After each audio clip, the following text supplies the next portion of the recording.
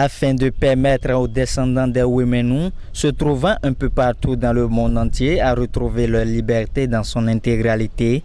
La cérémonie dite Tovo-600 a eu lieu à Djigbe dans la commune de Dangbo ce vendredi 24 juillet 2020. Ce pourquoi nous sommes ici est que quand les conditions du pays vont mal, nous consultons le Fa et nous faisons des sacrifices.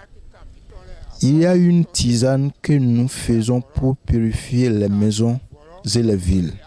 Ainsi, toute la population se sent à l'aise et les activités vont de bon train.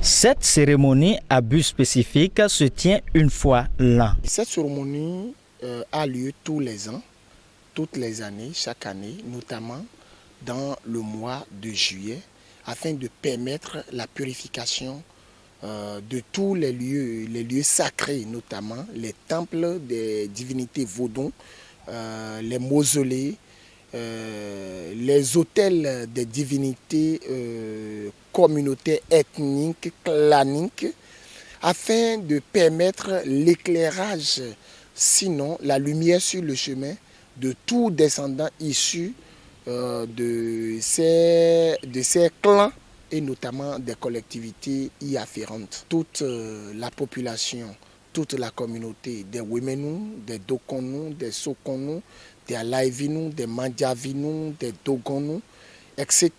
Sinon, tous les Wemenu réunis sont en train de purifier les divinités afin de permettre à leurs descendants qui se retrouvent dans le monde entier, afin de leur permettre de retrouver leur liberté dans son intégralité, la liberté dans son intégralité. Par ailleurs, les sacrifices ont été faits dans plusieurs endroits de la ville après consultation du Fa. Il y a par exemple la divinité Dan qui a demandé de sacrifice.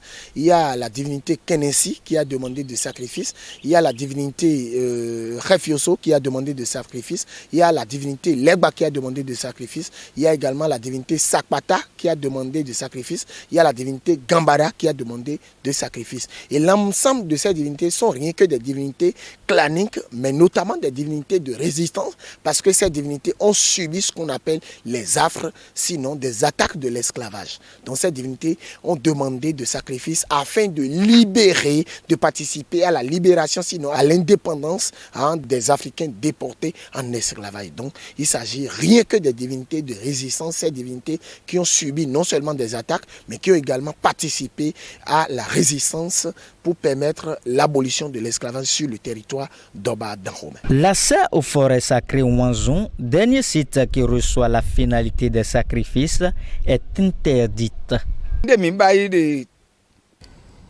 Après tout, nous chargeons la commission au Tovodon.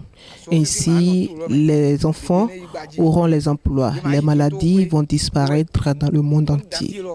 Les cultures seront fructueuses. Ici, nous sommes dans la forêt appelée Wanzon. Quand il n'y a pas Tovo-600, nul n'entre dans cette forêt.